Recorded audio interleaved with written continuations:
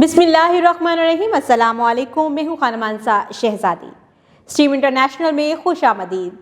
प्यारे बच्चों, हम उर्दू का तीसरा कायदा पढ़ रहे हैं और आज हम अलामत ज़ेर के बारे में पढ़ेंगे, उसकी पहचान करेंगे, उससे नए अल्फाज सीखेंगे और फिर जुमले बनाना भी सीखेंगे। तो चलिए आइए चलते हैं अपने सबक की तरफ। अलामत ज़ेर पर मुश्तमिल हरूफ, अल्फाज और जुमले। हासलाते ताल्लुम। अलामत ज़ेर के बारे में जान और पढ़ सकें। ज़ेर की अलामत हमेशा हरूफ के नीचे लिखते हैं।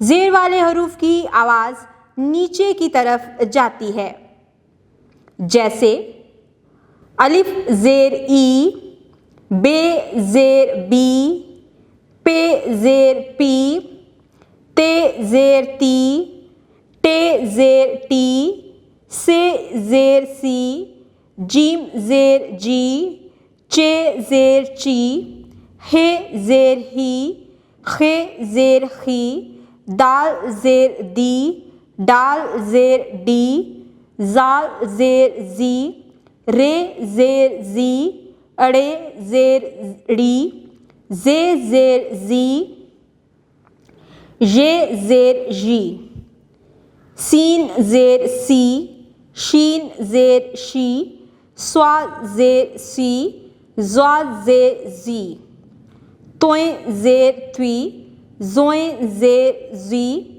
आइन ज़ेर ई, गाइन ज़ेर गी, फे ज़ेर फी, काफ ज़ेर की, काफ ज़ेर की, गाफ ज़ेर गी, लाम ज़ेर ली, नून ज़ेर नी, वाव ज़ेर वी, हे ज़ेर ही, हमज़ा ज़ेर ई, छोटी ये ज़ेर ई, बड़ी ये ज़ेर ई। अब भारी आवाज़ों के नीचे ज़ेर लगाएं तो उनकी आवाज़ कैसे बदलती है ये पढ़ते हैं। भ ज़ेर भी, फ ज़ेर फी, थ ज़ेर थी, छ ज़ेर छी, ध ज़ेर धी, रह ज़ेर री, ख ज़ेर खी, ग ज़ेर घी, न ज़ेर नी। पढ़ें और सीखें। अब हम उन अल्फाज को पढ़ेंगे जो हम रोज़मर्रा कहीं ना कहीं सुनते हैं। आज देखते हैं ये कैसे लिखे जाते हैं। पहले हम इसको पढ़ेंगे और उसको सीख कर हम उनकी पहचान करेंगे।